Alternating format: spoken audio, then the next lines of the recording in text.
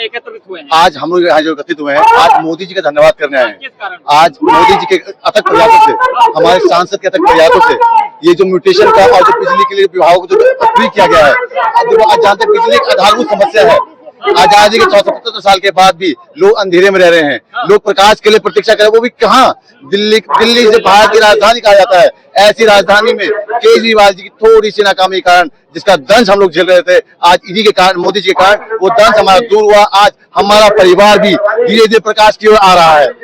इसी कारण हम लोग यहाँ पर आए हैं उनका धन्यवाद करने के लिए।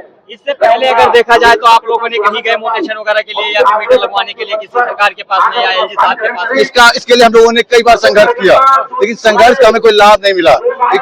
ये आज का संघर्ष नहीं, सालों का संघर्ष है, क्योंकि न्याय आसानी से कोई देता नहीं है, न्याय छीनना पड़ता है, जिसका संघर्ष हमने 10 साल किया और आज हमने विजय प्राप्त की है।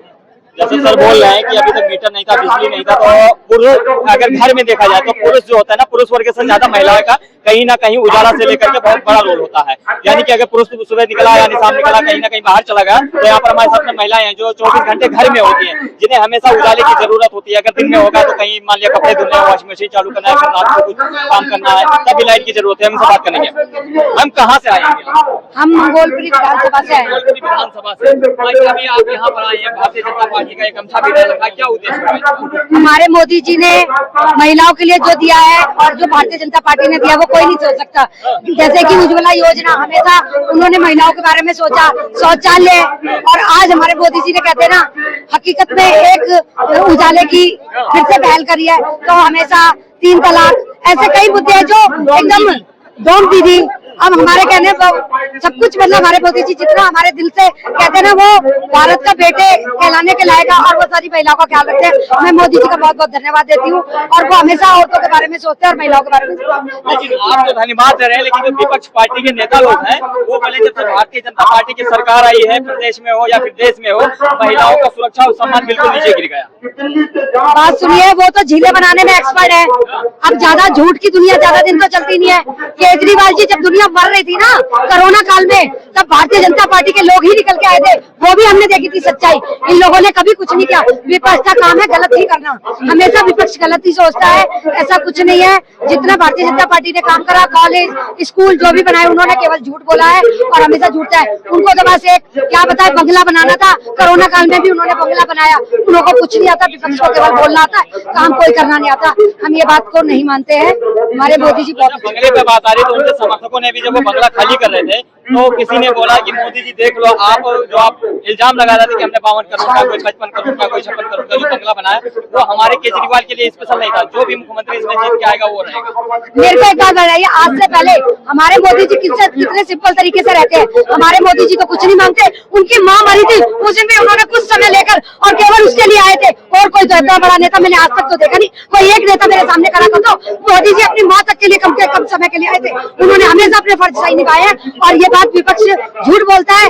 ऐसा बेटा, ऐसा नेता मिल नहीं सकता। वो अपनी आज भी जाकर उनका रिकॉर्ड करो, उनकी तनख्वाह से लेके उनके हर चीज में आपको वो अपने देश के लिए और अपने देश प्रेमियों को अपना परिवार समझते हैं और उसके लिए सब कुछ देते हैं और उसी के लिए संघर्ष करते हैं। उनकी छुट्टी भी गिना लो, उनके आय शराब भी, अपने लिए कभी वो कुछ खर्च नहीं करते। सबका साथ, सबका विकास, उनकी ऐसी भावना को मैं मानती हूँ। इसलिए मैं हमेशा मोदी जी के कामों को देखते हुए, मोदी जी को विपक्ष का काम है बहुत। जैसे माता जी बोल रहे हैं कि मोदी जी कभी छुट्टी नहीं करते, कभी अवकाश नहीं लेते, कभी आराम नहीं करते, लेकिन विपक्ष के किसी ने पोस्ट किया था, मैंने देखा था, वो बोले मोदी को जब आराम करना हो तो विदेश चले जाता है। ये सब झूठ है। आज हमारा देश, आज दुनिया के अंदर जो हमारे देश का नाम हो रहा है वो मोदी जी की वजह से हो रहा है। अब ये देख लो, रूस यूक्रेन का वो चल रहा है, अभी जो क्या नाम है, इजराइल और हमास वाला चल रहा है। तो मोदी जी को तो सभी पूछ रहे हैं। आज हमारा जो वीटो पावर के लिए इतने देशों ने, जो सबसे ज्यादा अमेरिका के 45 थे, हमारे 63 देशों ने मोदी जी को चुना कि भारत का प्रधानमंत्री, और दुनिया के अंदर अगर शांति ला सकता है तो भारत का प्रधानमंत्री, क्योंकि टेररिज्म से नहीं, शांति से। और हमारी शांति सेना भी भारत की हमेशा दूसरे देशों में शांति बहाल करती रही है। और आज मोदी जी से हमें इतना गर्व है। ठीक है, भूखे रह लेंगे, कोई कमी होगी कोई नहीं। आज हमारा देश मजबूत हो रहा है, जो हथियार हम बाहर से मंगाते थे आज हमारे देश में बन रहे हैं, जो मिसाइलें हम बाहर से मंगाते थे आज हमारे देश में बन रहे हैं। हमारा देश जो आयात करता था आज निर्यात कर रहा है। और हमारे अब दिल्ली की बात देख लीजिए, पानी का बिजली का फ्री देंगे, क्या फ्री है? सड़कें टूटी हुई, अब चुनाव आए तो मंत्रियों को लगा दिया, वो भी हल्की सी सड़क को घिस देते और उसके बाद ना थोड़ी सी चुप्पी उगलते। पहले आपको पता है, आप तो मीडिया वाले, पहले जो विकास था आज उसका कोई विकास चल रहा है, आधा भी विकास नहीं हुआ, उसकी रिपेयरिंग भी नहीं। अब चुनाव आए तो हम ये कर देंगे, हम वो कर देंगे, सारे मंत्री लोग पहले से आते विधायक मंत्री तो आज वाहवाही नहीं होती। हम ये नहीं कह रहे, जो काम करेगा उसको जनता को चुनना चाहिए और जनता चुनेगी। अब की बार दिल्ली के अंदर भी भाजपा सरकार आएगी, ये तय है। दादा आप बोलते बहुत बढ़िया है। आपकी उम्र कितनी होगी? मेरी 60 साल। 60 साल हो गए, यानी कि आपने सारी जितनी भी पार्टियां हैं अभी तक सबकी सरकार देखी। अगर मोदी से कंपेयर करें तो मोदी से बढ़िया प्रधानमंत्री कौन था? आज तक जो मोदी से अटल जी भी थे, दूसरे रहे इंदिरा, बाकी जितने प्रधानमंत्री रहे उन सबसे ऊपर मोदी है, जिसने देश का नाम रोशन कर दिया। जो लोगों को चेक किया जाता था आज मोदी जी के लिए कालीन बिछाए जाते, बड़े बड़े जो अमेरिका जैसे राष्ट्रपति, रूस जैसे राष्ट्रपति उनके गले मिलते हैं भाई की तरह। तो ये ताकत है भारत की, और भारत हमारा चमक रहा है और आगे भी चमकता रहा। यही लोगों से और जनता की तरफ से यही हमारा वो है कि मोदी जी रहे और हमारा देश और चमके। आप भी साथ में ही हैं? क्या उद्देश्य है इसका कार्यक्रम का उद्देश्य तो आपको बता ही दिया भाई साहब ने। कार्यक्रम का तो बाकी के हमने जो कार्यक्रम का जो ये केजरीवाल सरकार थी जो काम नहीं कर पाई थी, इनको पैसा इन्होंने हमारे जो मोदी जी को किसान लेते थे या मोदी जी ने जो बदनाम किया था कि भी हमें काम करने के लिए पैसा दिया नहीं जाता। 960 करोड़ रुपए अभी तक जो हमारे भाई नरेंद्र चंदोलिया जी एलजी को नाके जो इनके काम नहीं हुआ, वो 960 करोड़ रुपए चंदोलिया जी ने लेके और उसका सातों सांसदों को साथ लेके, एलजी को साथ लेके, जो ये गंदगी हो रही थी रोडों पे, पानी भरे थे, लोग करंट से मर रहे थे, उसके लिए तो उसी के उपलक्ष्य में ये मीटिंग है। हर क्षेत्र मनोज तिवारी की भी 7 सांसद है, 700 सांसद उस पैसे को अपने हिसाब से अपने क्षेत्र में कन्वर्ट करके लगा रहे हैं। और बिजली के लिए जो एनओसी नहीं मिलती थी वो एनओसी दे रहे हैं। और केजरीवाल ने तो लोगों को दारू पिलाना ही सिखाया था।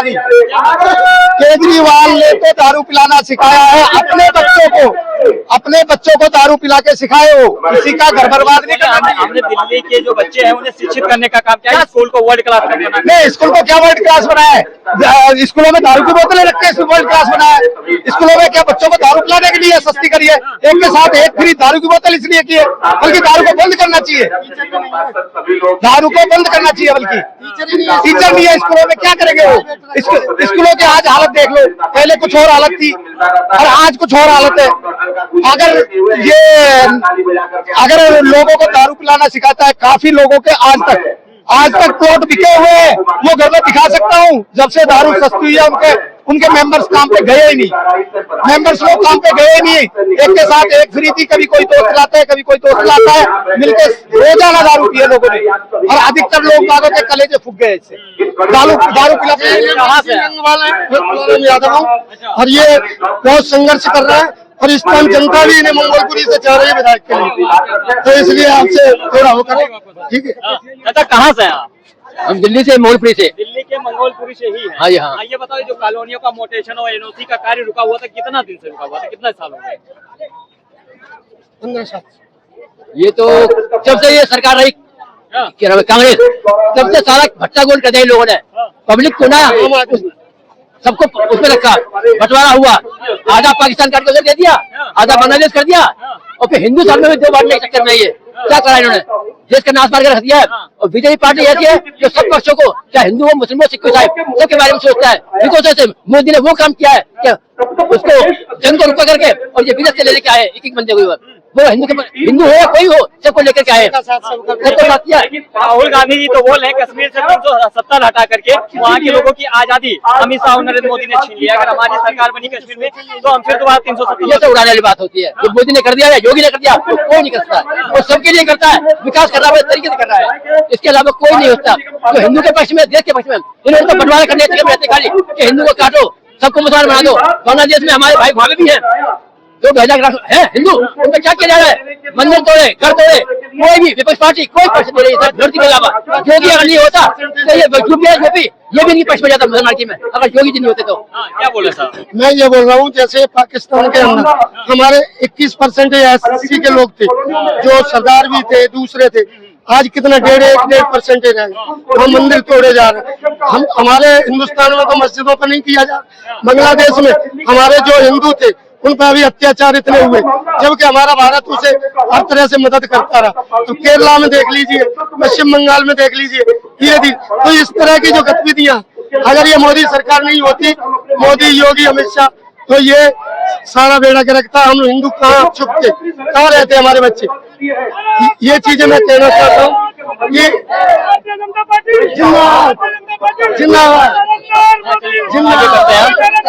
कहाँ से आए सर? जिला करोलबाग क्या बात है? क्या उद्देश्य हुआ यहाँ पर आना, गमछा डाल करके भारतीय जनता पार्टी है जो मक्कार आदमी, चलबाज आदमी, केजरीवाल आदमी, ऐसी मोर्चा में जनरल सेक्रेटरी हूँ जिला करोलबाग में।